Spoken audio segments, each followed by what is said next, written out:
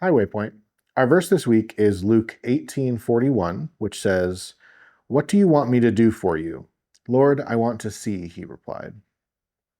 For some context here, Jesus is walking through Jericho, and there's a blind man that's shouting out, having heard that Jesus is headed this way. He's shouting, "Jesus, Son of David, have mercy on me."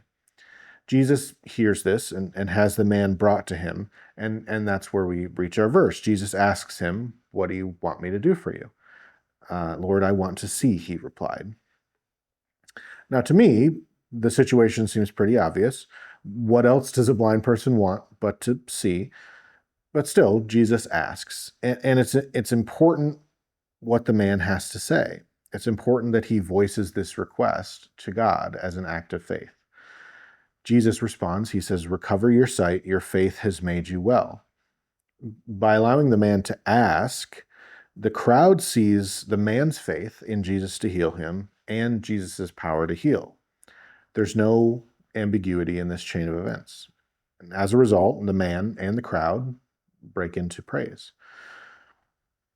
Is there something in your life that God can see needs to change, that you want to be changed, but he's just waiting for you to ask? As you go throughout your week, be honest in your conversations with God and ask for the things that you really want. And it does need to be said, God may not say yes like he did for this blind person. I'm sure there were lots of people in Jericho that needed to be healed as well. And there are people now that ask God for healing all the time and are not healed.